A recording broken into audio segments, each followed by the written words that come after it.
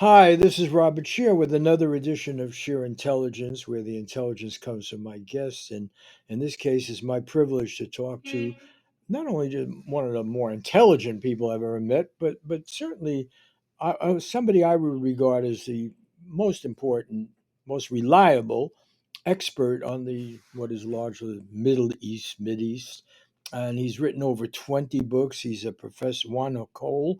He's a professor of history at the University of Michigan.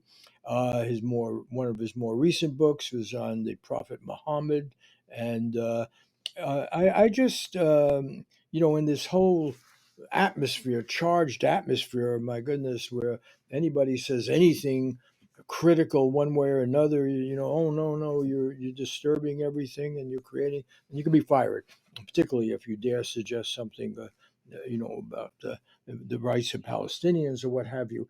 I want to cut through all of that in a way because there's a mythology that dominates this discussion, and the more I think about it, it really can be summarized with the conceit that what we have here is a clash of civilizations, the title of one work on that sort, that somehow there is this basically rational, reasonable Western civilization that is productive, efficient, follows the rule of law, and so forth, and that somehow the rest of the world keeps making a mess of it. And one extension of Western civilization is Israel, which is why we give unqualified support for it. And I just want to start out by exploring this because the reason for Israel, the justification, was the Holocaust, and we have this irony right now that the very countries, Western countries, that gave us the greatest barbarism of modern history, the Holocaust, uh, authored by Germany and with Austria and the support of Hungary and Italy and a good deal of anti Semitism in other parts of Europe. Uh, and the irony is that somehow if you dare talk critically about Israel or something, you end up being what, a Holocaust denier or something. And it occurred to me it's just the opposite. The fact of the matter is, to look at what happened, the killing of millions of others, but yes, 6 million Jews is horrible. They couldn't get any more horrible, had nothing, basically nothing to do with the Muslim religion, basically nothing to do with the history of people living in the East, whether they were Christian, whether they were Muslim, whether they were Jewish, what have you.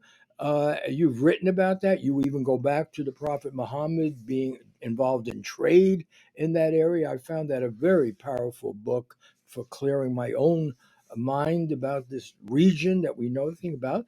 But somehow the horror of Western civilization, which was the Holocaust, and one of the most enlightened, presumably, countries in terms of education, productivity, engineering, Germany, authored it, staffed it, created the camps, killed people, and with a lot of other support. And I find this now, it's kind of a form of Holocaust denial. It's ironic if you dare say something about the Holocaust in Germany. Oh, they'll throw the book at you. But the fact of the matter is to shift a consideration of the Holocaust to now what's happening to Palestinians, and they are somehow reminded. It is Holocaust denial. It is not really examining how that great, incredible tragedy was permitted to happen. And it's a cop out for these countries, particularly Germany, to now take the high road that, oh, yeah, we'll just support Israel in smashing Palestinians in Gaza, and that somehow will make amends. So I want to throw that first to you, and then let me already tip off my second question because you're really a big expert on this. The other thing I think we're denying is colonialism. And the fact is that the problems involved in this region and where the national territories are drawn, what are the competing nationalisms, are actually again the wastage, uh, the destruction of colonialism. which really controlled the area, redrew the map, and so forth. And that's what we're dealing with. So I just throw those 2 points to you. And now you take me and our listeners to school on this and take as much time as you want to explore this. Well, let me take your second point first. Certainly, the world we live in was very powerfully shaped by several hundred years of European colonialism. There were different kinds of colonialism within that long era. There was mercantile colonialism. The Portuguese initially didn't settle. They would make forts, and they would impose their maritime monopoly on people. But there were relatively few Portuguese who went to India, to Goa, to settle. And uh, uh, Then there's settler colonialism, which is a very distinct uh, form of the phenomenon. And of course, North America was peopled by settler colonialism. It's a very powerful part of US history. And You have the Afrikaners in Africa, and in Zimbabwe, used to be known as Rhodesia. Uh, to some extent, there were enough British in places like Kenya that you could talk about settlers. And settler colonialism uh, set a tone for the 20th century. The big struggle in the 20th century was over whether peoples in the global south, who were mainly had been organized by indigenous uh, states, empires or petty principalities, and lived in villages of 250 people, weren't very literate, weren't very connected with each other, were easy to conquer and easy to prey upon by having European settlers come in and take over their land and use it for producing cash crops for the world market. Um, that changed in the course of the 20th century. Uh, People in the global south became much more literate. They got access to communication technologies, newspapers initially, ultimately transistor radio. They became connected with one another. They could organize demonstrations. They founded political parties, as with the Congress Party in India. And by the 1950s, much of the global south had thrown off colonial domination. And in some cases, as in French Algeria, which had a million uh, settler colonialists out of a population of 11 million, when Algeria became independent in 1962, within 3 years, most of the colonists decided that they didn't want to live there anymore. Some had been born there, some of them had multi-generational families there, but they left rather than live in an independent Algeria. So the settler populations were often very deeply tied to a metropolitan empire. And as the age of empires passed, as nowadays it's hard to imagine these things. The Dutch as an empire, it's a small European country of 17 million that we think of the Dutch as having a relatively rational foreign policy, and I think they largely do. But in 1910, 15% of their economy was stolen Indonesian oil. They were an empire. They had a colony in the East Indies. And they had set up all kinds of racist rules for who could intermarry in Indonesia and how the social relations would be conducted. There was settler colonialism had a very strong white nationalist element to it. So many of the problems that we see in the contemporary world are left over from the age of empire, uh, and were not settled. So the settler colonial era bequeathed us the problem in South Africa between the Afrikaners and the Bantu and Zulu Black Africans. The problem in Kashmir between Pakistan and India, uh, and the problem in Israel-Palestine. All of these uh, are problems that came about because the colonial empire didn't end cleanly. Towards the end, the British just pulled out and let the cards fall where they may.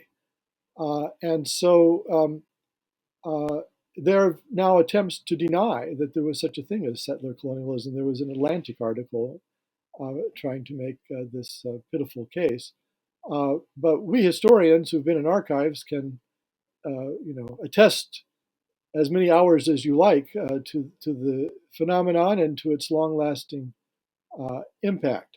And the Palestine-Israel instance of settler colonialism is, however, distinctive. In some ways, each of these cases is distinctive uh, in the sense that when the British conquered uh, what they called Palestine away from the Ottoman Empire in World War One, and at the Versailles Peace Treaty were awarded Palestine uh, as a Class A mandate.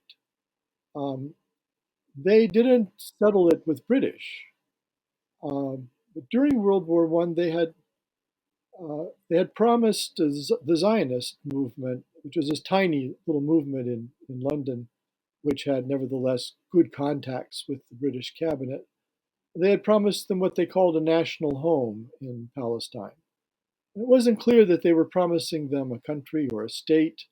I think in some ways it was envisaged it would be a community center for them. At the time, it should be remembered in 1917, nobody could imagine the Jews of Berlin and Paris wanting to live in dusty Jaffa in Palestine. And so it was, this movement of romantic nationalism among some Jews who wanted to make the Jewish religion a platform for a new kind of Jewish nationalism uh, that that were pushing this program. And they were avowedly settler colonialists. In their early literature, they talked about the need to colonize Palestine. And so, in most of the mandates that were awarded at Versailles after World War One, there was a kind of paternalistic language that the French would have Syria and the British would have Iraq.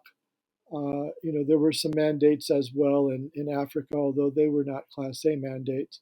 The idea of the mandate was that the Europeans were adults and they were superior, and that they were being given a group of adolescent nations, and their purpose was to raise them up to adulthood and ultimately give them their freedom. And so the mandates were always thought to be temporary, unlike the old colonies, which Churchill thought would be forever. Uh, and and there was a kind of ethical uh, obligation to turn them into a nation state that could stand on its own feet. So it was envisaged that the Syrians would be a nation after the French mandate ended, that the Iraqis would become a nation.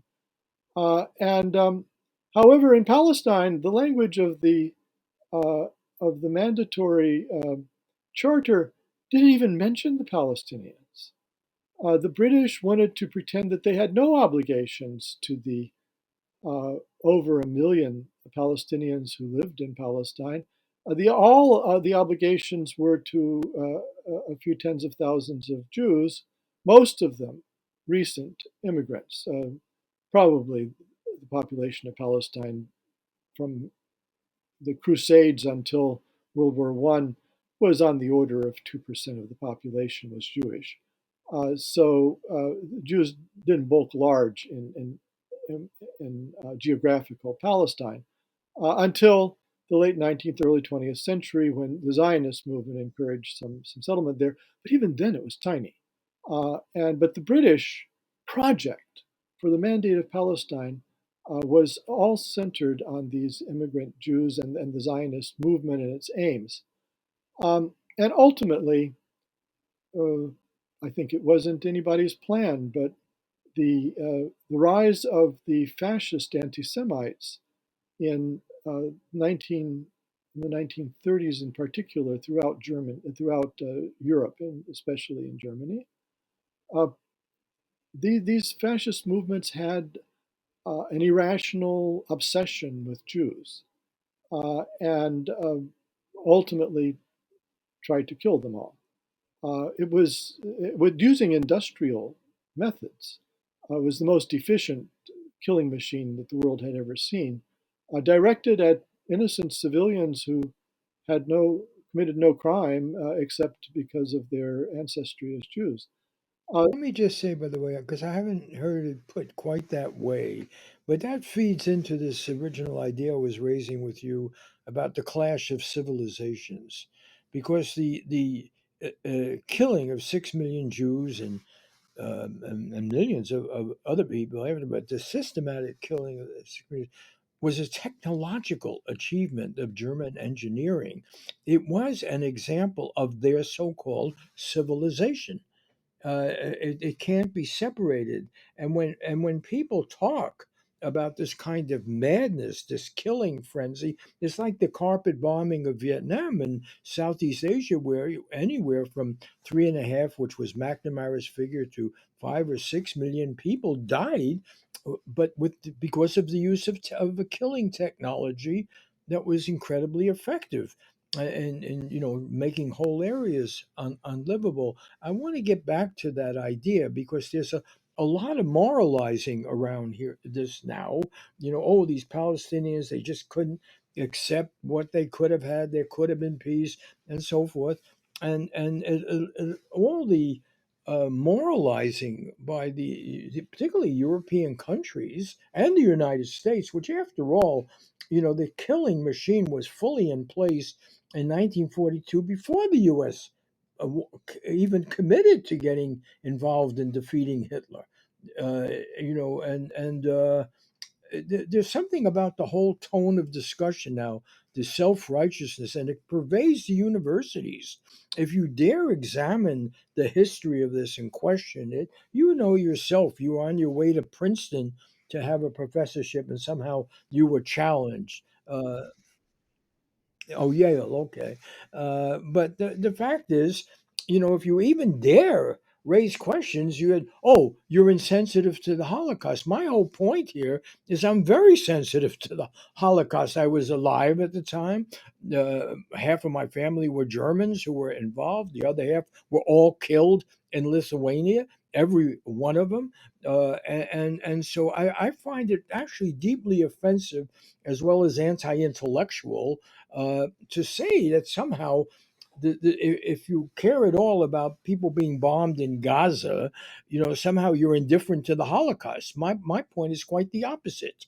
This is all an exercise in getting rid of the guilt about what really happened out of this Christian civilization.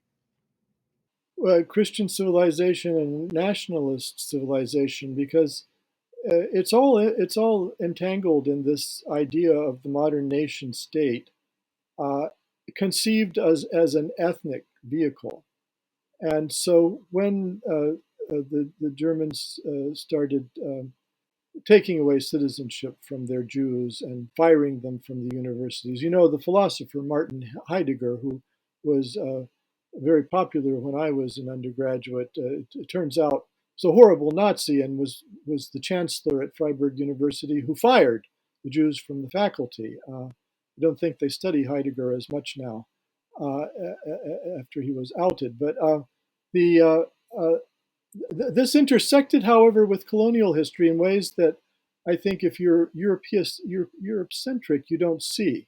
So in the 1930s, uh, probably on the order of 300,000 Jews went to British Mandate Palestine because the British had announced that they would let them in, that it was a refuge for them.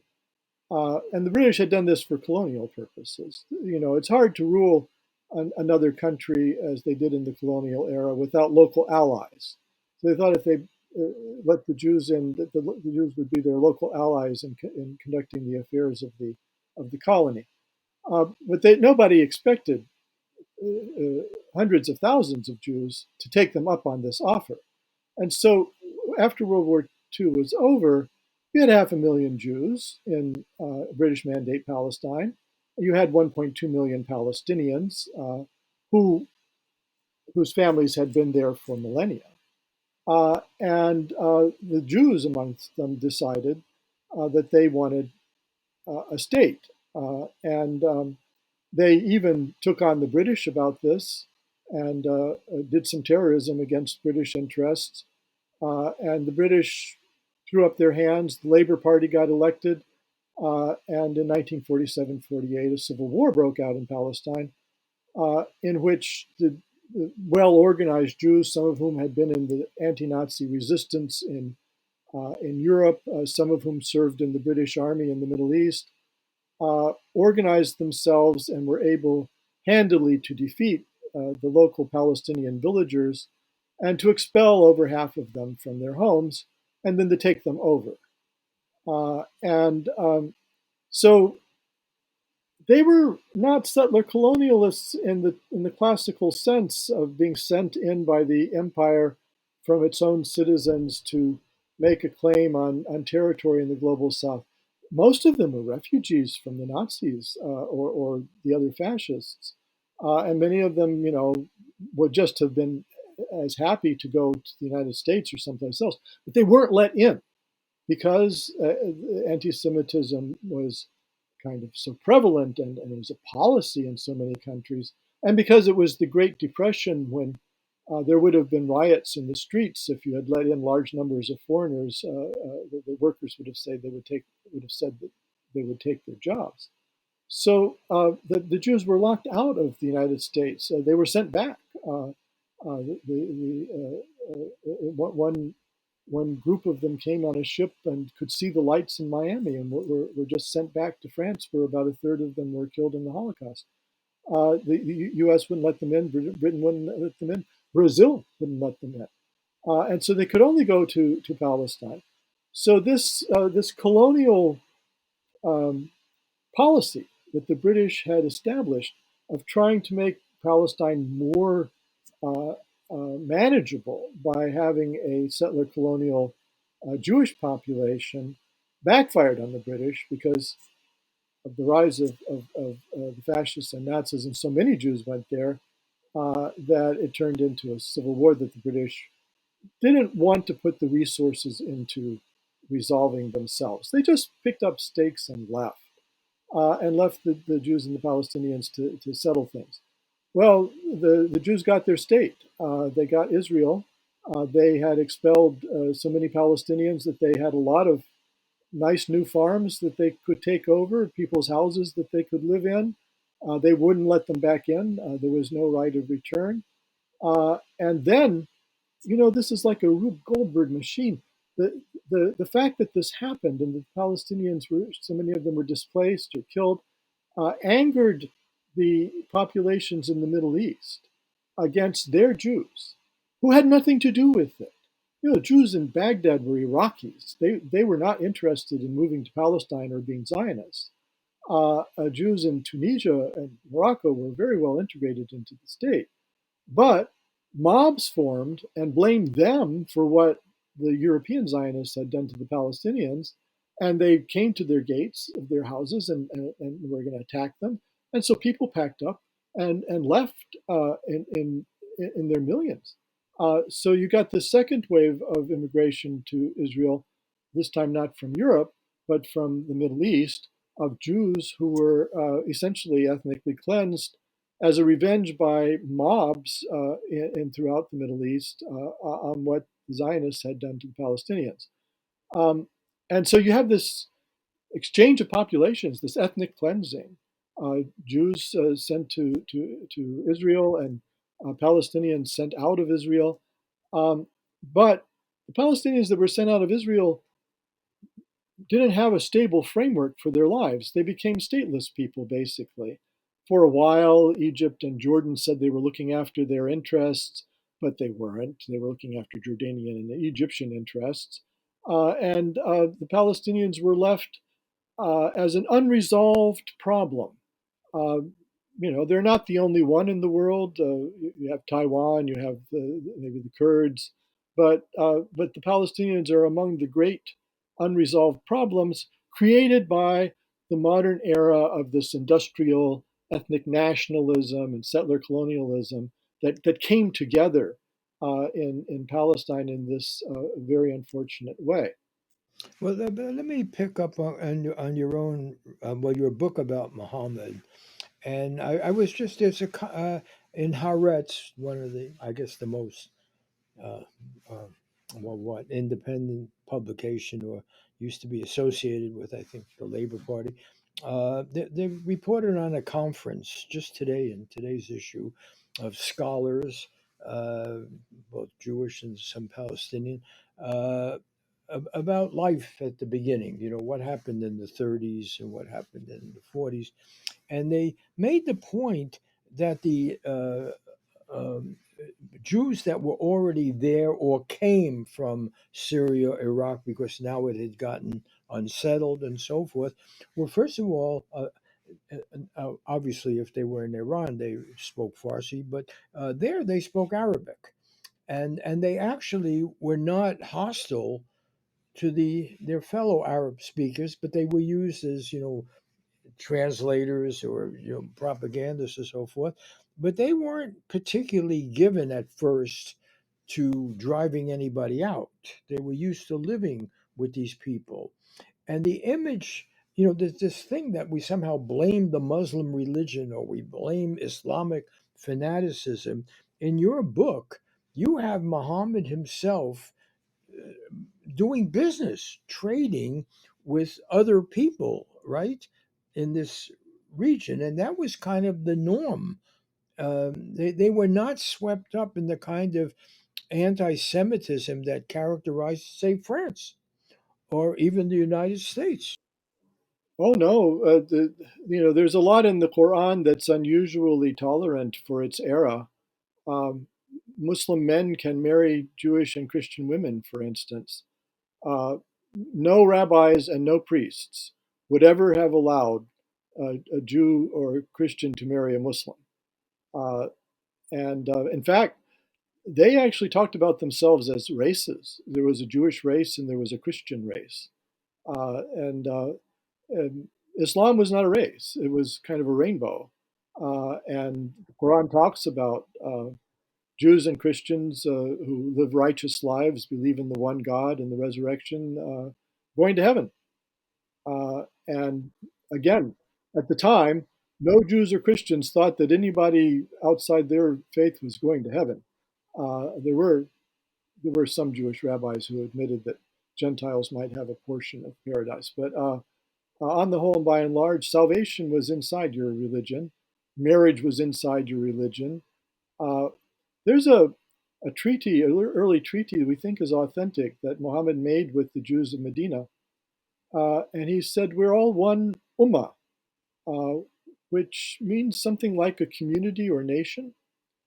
And it says, and we have our religion and they have theirs. So the Jews and the Muslims in the early period were one nation with two religions. Again, this seems to me very remarkable and not a kind of thinking you would have found in the Byzantine Empire of the day.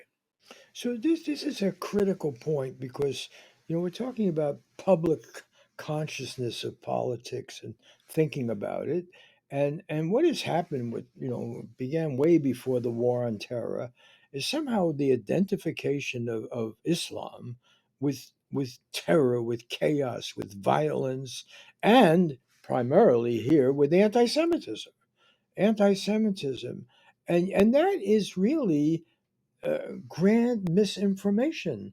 That is a total distortion of thousands of years of history. And it is a way of whitewashing the pogroms of Europe, the life that Jews were reduced to, of their uh, in the Pale, their they couldn't even do agriculture. They, forced into ghettoization, and at a time when they could live far more normal lives in Iran or Iraq or Syria or what have you. How does this get so distorted? I mean, we have all been brainwashed into an idea that Islam is at the fault here, when actually, I get back to my original point. This is a really Holocaust denial. It's a denial that the horror visited upon the Jewish people, the greatest horror, I think, in modern history for any people, was visited upon them by Western civilization, and at a high point of Western civilization, which of course was, as you say, the German universities and the German science, right? So how does it get denied? How does history get so distorted that if you go into any American university now and you even suggest such a thing, you could probably get fired? Well, you can probably couldn't get fired, but people might stop inviting you to dinner. Um, yeah, well, I tried to do some figuring about this um, issue, and in the 20th century, um, I think the European Christians probably polished off on the order of 100 million people, including your Vietnamese victims. Uh, you take the European colonialism in places like the Belgian Congo, where half the people died and or were killed, and the two world wars, which mainly were European wars, although there were you have to subtract the casualties in East Asia. Um, but I think if you total it all up, European Christians in the course of the 20th century probably killed about 100 million people. Muslims mm, were responsible for the Armenian genocide, uh, and uh, and then you had the Afghanistan war, the Iran-Iraq war. Um, I would say maybe 3 million people were killed by the Muslims, and mind you, the Muslims are not that less, not that much less numerous than the Europeans. So 100 million to three, I think, is the scorecard. Who is the more barbaric? Who is the more likely to kill people? Now, some people would reply and say, well, the Europeans didn't kill people because of Christianity. Well, the Muslims are mostly not killing people because of Islam either. For instance, the Armenian genocide was committed by secularists in the Ottoman state. It had nothing to do with Islam. It had to do with politics in Eastern Anatolia and with Russia. And likewise, the Iran-Iraq war, the Iraqis were secular Baathists. They weren't fighting for Islam. So it's always the case that people find all kinds of reasons to, attack an outgroup, and religious markers of identity can be invoked as well as any others. But the fact is that a lot of the killing was done by Christians. The um, self-avowedly Christian colonialists in the global South killed a lot of people and thought they had done very well to do so. And you look at some of the deaths in the Balkans were carried out by explicitly Christian groups associated with Roman Catholicism or with Eastern Orthodoxy. So I don't accept that reply. So sure, Islam is there are all kinds of Muslims in the world. It's a very diverse set of people. You have Senegalese in Africa, and you have Bangladeshis in Asia, and you have 8% of Russians are Muslim. It's very hard to generalize about them. But the thesis that their religion makes them more violent than other people can be easily disproved to be wrong. And by the way, the reason that the Europeans killed so many people in the 20th century also is not related to them being Christian or European. It's because they were the first ones to industrialize warfare. If you have a Gatling gun and artillery, you can kill an awful lot more people. And the Muslim warcraft was less developed through the 20th century, and often they were colonized and not in a position to launch a war because it was their European colonial rulers that would make those decisions. But the thesis that Muslims are peculiarly violent is historically simply untrue. Yeah, and also it's true that people within the bigger rubric of a religion, for instance, in case of the Middle East, Shiite and Sunni, the Iraq Iranian war, but also in England, Ireland, Christian and Protestant and Catholic managing to find a lot of reasons to kill each other, so it gets quite sectarian. I'm not saying people don't find reasons to have war, even within their own tribal distinctions and so forth. But I do think what is at issue here is again this notion of Western innocence and enlightenment. And that doesn't mean there haven't been great traditions and great achievements of Western society. I'm not here to condemn every aspect of it. But I find that, and that pervades our universities, our mass media, and so forth. The other, whatever they are, maybe mostly because of skin color or religion or their history. Now we have it towards China. My God, we deny any complexity in the Chinese experience. We, want to go to war with them because they don't modernize in a way that we find conducive to our prosperity or whatever it is.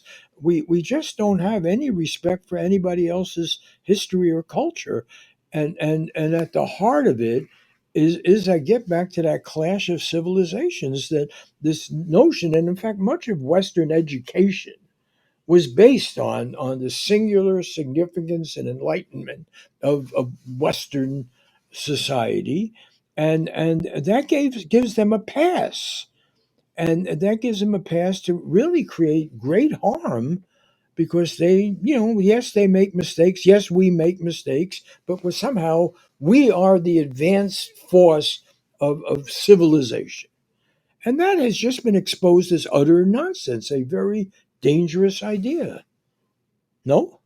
I agree that there's a lot of chauvinism, and Bob Vitalis, a political scientist at the University of Pennsylvania, argues that implicit to a lot of American political science all through the last century is a kind of white nationalist set of assumptions, and that you can, if you go back and read the political scientists' letters and get into their archives, they use this white nationalist discourse, and it very much frames the way they see the world.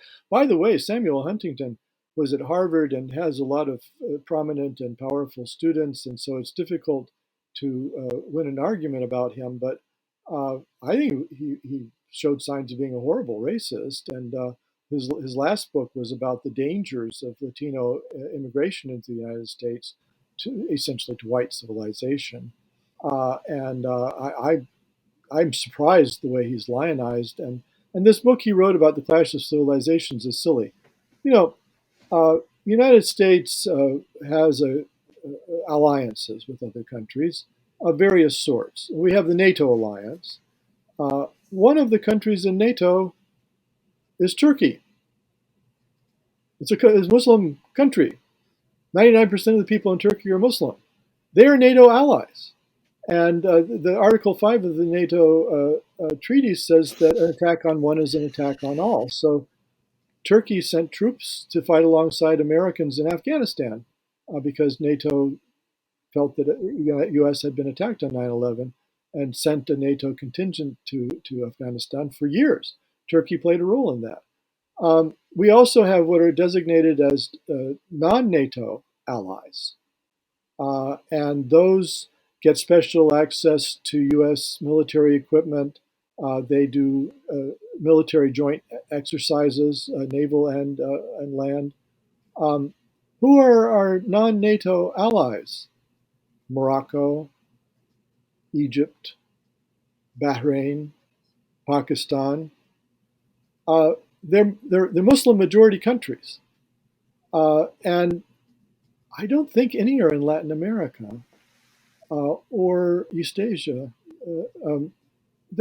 So the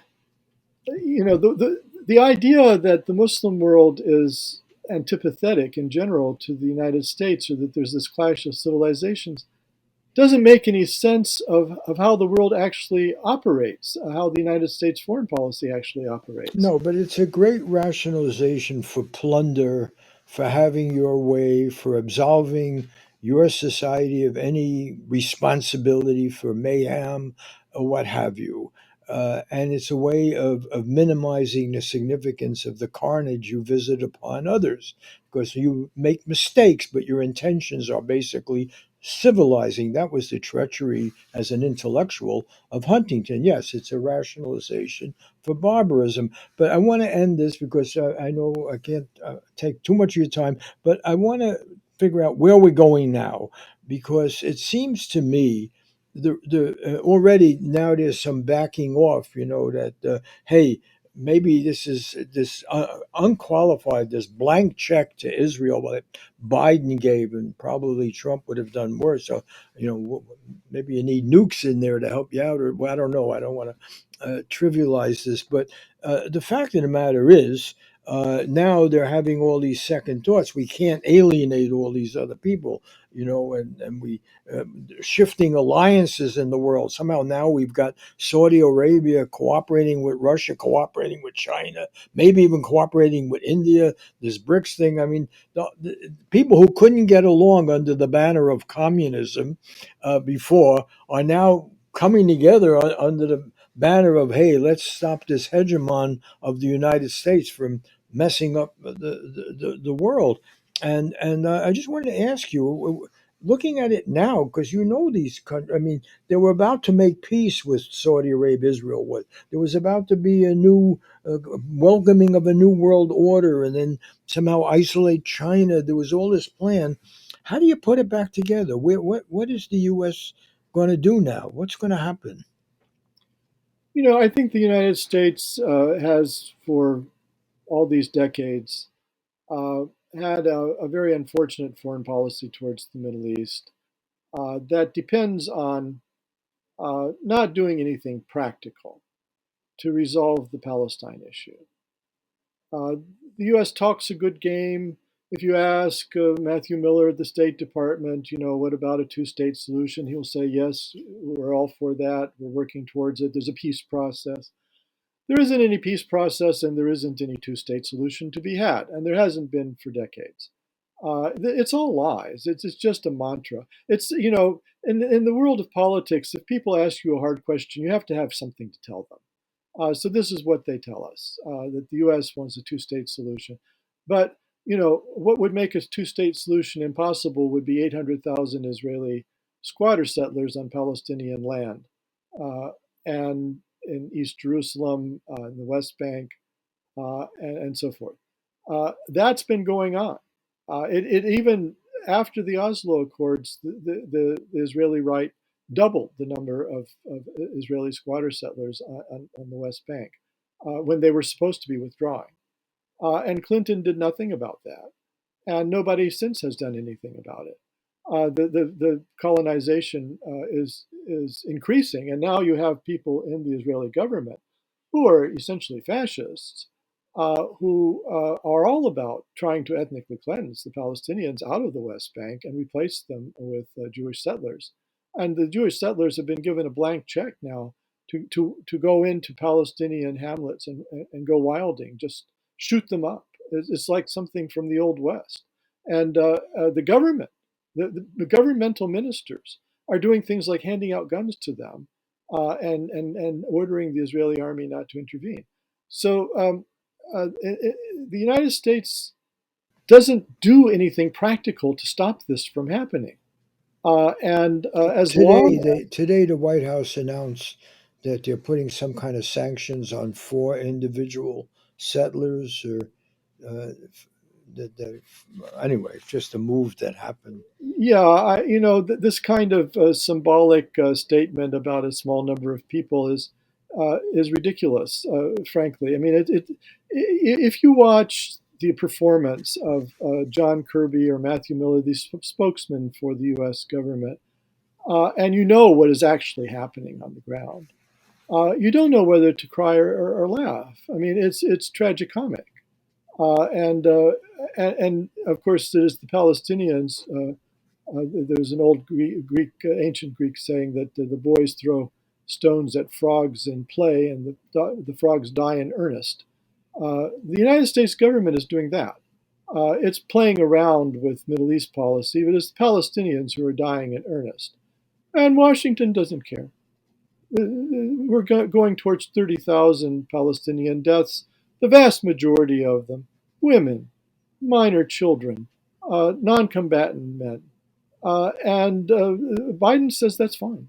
He doesn't believe the statistics. You can't make an omelet without breaking eggs. Too bad. Uh, there, there's no hunger in Gaza. There's children who are not getting a meal a day. There's no potable water. The Israelis broke the water pipes and they cut off the water for a while, the clean water. The aquifer water in Gaza is polluted and full of bacteria. Imagine how many toddlers and infants are dying of diarrhea and dehydration. I figure probably hundreds of people a day are dying of starvation already in Gaza, and these are simply denied by the U.S. government. It doesn't accept these. They have to look into it, or it's not clear, or whatever. So the brutality and the industrialized brutality, because the Israelis have dropped these 2,000-pound bombs on densely populated residential complexes. And yes, maybe there were some Hamas operatives living in them, but they didn't care that they're also going to kill all the other people living there. And Hamas is a civil political party, and it has a militia wing. Uh, there are party members who didn't know anything about October 7th, and the higher ups planned it secretly. Uh, are they supposed to be executed because they're members of the Hamas party? And then a lot of people in Gaza are not party members. Are they all supposed to be executed because their government is Hamas? It's kind of a taboo, it's somebody that if you live in Hamas ruled territory, you're fair game for genocide. So the U.S. government is hopeless, and I don't see any evidence of it ever amounting to anything in the region because everybody knows what it is. It's people will take advantage of it to try to make money, but and that's the character of these plans that they had to have the Saudis and some of the rich countries in the Arab world make peace with Israel. It was to throw the Palestinians under the bus to kind of sweep away the problem and pretend it doesn't exist. And then to have these Arab potentates do direct foreign investment in Israeli startups. Everybody gets rich, everybody's well off, except the common people in a place like Saudi Arabia are not fully participating in the oil wealth. And then the Palestinians are being royally screwed over. So America creates abroad just as it creates here haves and have nots, people who are doing very well and people whose ox is being gored. And it just causes trouble. This is why we have all these problems in the Middle East. It's mainly U.S. policy. The U.S. unilaterally decided to invade Iraq. Nobody made them do that. Iraq had nothing to do with 9/11. Washington just wanted to do it, and God knows why. They just unilaterally support Israel to the hilt and throw the Palestinians on the trash heap. They unilaterally do this, that, and the other thing. Now they're bombing downtown Sana'a. They do whatever they want. They're the superpower. Nobody can stop them from doing it. But it doesn't make them wise, and it doesn't mean that they're crafting a sustainable order in the region. They are not. And that's why we keep having these outbreaks of problems.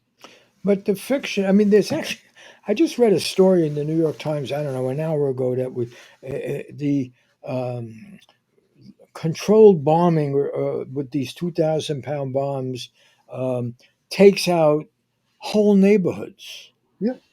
whole neighborhoods. That means it does mean everyone there. Children, you're holding a 2-year-old accountable for Hamas or something.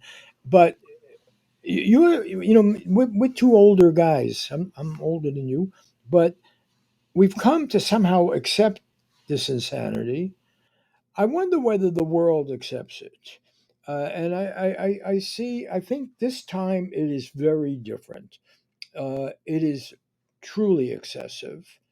I mean, I'm talking as somebody who was in Gaza at the end of the Six-Day War, and there were illusions. Israel had to do it. They were under attack by other Arab governments. It was yes, a preemptive war, but necessary. And then even the Israeli leadership that I would interview and other people, they would say, "We will be better than the Egyptians and the Jordanians." And none of that happened, of course.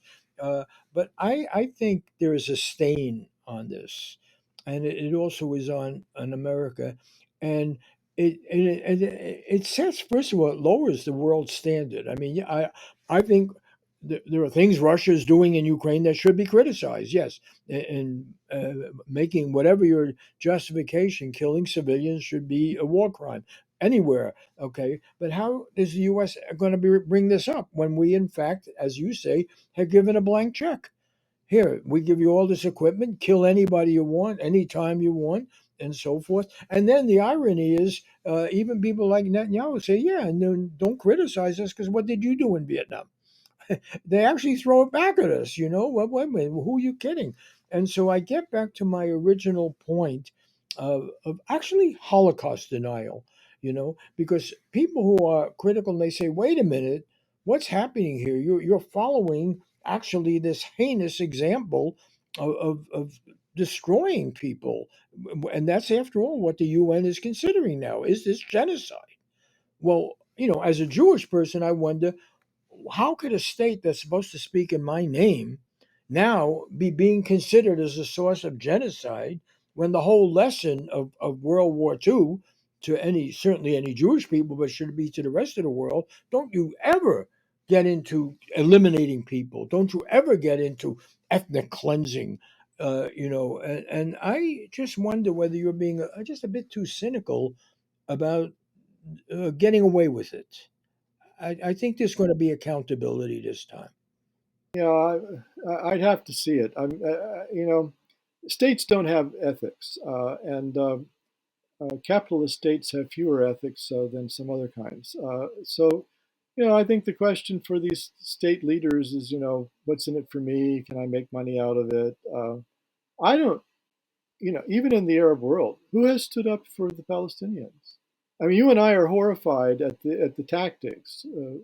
You can make a case for Israel having uh, a military necessity to take on Hamas, but the indiscriminate bombing, and even Biden admitted that it's indiscriminate, which is a war crime.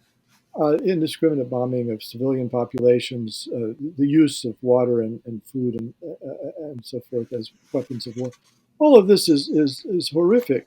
But what has President Abdel Fattah Sisi of Egypt said about it? What have the Saudi rulers said about it? What have they done, practically speaking? Even Turkey, where the president Erdogan um, has full-throatedly denounced the Israelis for what they're doing in Gaza, and it called Netanyahu a Hitler figure, and promised him he would be tried at The Hague eventually.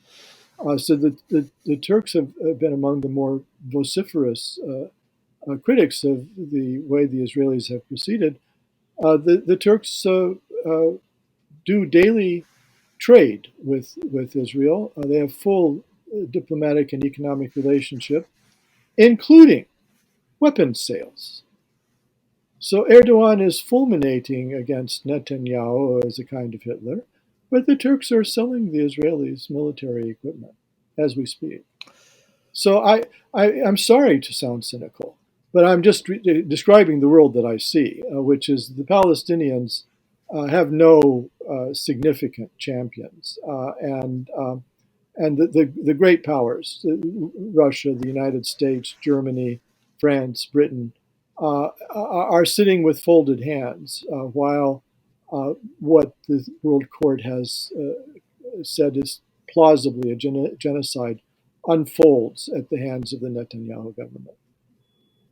So the Palestinians are the Jews, Yeah, yeah. right? And the world is going to do what they did with the Jews. It's going to look the other way. When Roosevelt turned away the refugees, when there were even prominent Americans who thought, well, maybe Hitler has the right idea. After all, we welcomed the Germans right after the war. I remember I went back a decade later, but I mean, I went back and I found my German relatives, and they were working at the American Air Force Base. They were, then German scientists and everything were welcome. And, okay, I'm going to end this, but I came to you for enlightenment. I didn't come to be cheered up or have false optimism. And it's really a horrifying example of the inadequacies of all of our talk about the world order and democracy and respect for the individual. That now the Holocaust comes up, as a slogan. Don't you dare use it. Oh, I have to use it. How in the world people looking for security, Jewish people, would end up being in a position where there's a trial now to figure out whether a so-called Jewish state, because I don't know that any state has the right to speak for everybody, but can be being judged of committing genocide. It's just, to my mind, it's absolutely appalling, and even more so that you say basically people of power in the world, whatever they call their ideology, whatever they call their religion, whatever they call their government, really don't give a damn. Is that your, as a historian, is that your I conclusion? fear it's very transactional out there. The one thing that I do agree with you, however, about is that some chickens could come home to roost about this. The lattice work of international law, the Geneva Conventions, the Rome Statute, the Genocide Convention, all of these uh, attempts to restrain government actions in wartime have never really had a big effect, but they are used diplomatically, and the United States certainly deployed them against Russia over the Ukraine issue. But you're always arguing to an audience. The United States would very much like India and other global South countries to join in a boycott of Russia on the grounds that it's uh, committing war crimes in Ukraine. Well, if you announce that you're all right with Israel committing war crimes, uh, then when you go to Brazil or India or some of these other countries and say you have to take an economic hit and boycott Russia because the principles of the post-war international humanitarian law are more important than your import-export bottom line, they'll laugh at you. They'll say you're not doing that with regard to Israel. So why should we take a hit and boycott Russia? So I think in kind of subtle ways or in long-term ways, U.S. foreign policy will suffer from this to some extent, but not in an immediate way and not in a dramatic way. And Harry Truman used to say, if you want a friend in Washington, buy a dog. Okay, on that note, Juan Cole, and people should read your book. I think they should begin by reading your book on Muhammad. What is the title again? It's Muhammad, prophet of peace amid the clash of empires. There you go. I actually I have great respect for your work on in all these different areas, but that book really, I did a podcast with you after I read it. That book really got to me. Talk about fake news, the way we've used Muhammad as the whipping boy, and hold him the image of Hammam, or anybody who cares about Islam as somehow the barbarian, when every other culture certainly has, well, so I'm not going to go into it, but the irony, I still can't get over it. The irony of Germany now telling everybody, tell Russia, after all, they killed 50 million Russians. I mean, their culture at one point, their technology, and now they're going to actually arrest people for daring to talk about, the genocide maybe that's happening in the Middle East. It's shameful. It means ideas are so malleable they don't have a significance as their ideas of democracy. Okay, that's it. We've kept to an hour, so let me end. I want to thank, first of all, Juan Cole. I want to thank Laura Kondarajian and Christopher Ho at KCRW, the excellent FM station, NPR station in Santa Monica, for hosting these shows. I want to thank Joshua Shearer, our executive producer, who said, "You better go talk to Juan Cole right now." I did. I want to thank Diego Ramos for writing the introduction. I want to thank Max Jones for putting it on video. And I want to particularly thank the JKW Foundation in the memory of Gene Stein, a major Jewish, from a Jewish family, a major who was very outspoken in talking about the rights of Palestinians, and particularly influenced by her close friend Edward Said, another person that is deserving of respect. So, on that note, that's it for this edition of Sheer Intelligence. See you next week with another one. Hopefully, the world will be slightly better next week. I doubt it. Okay.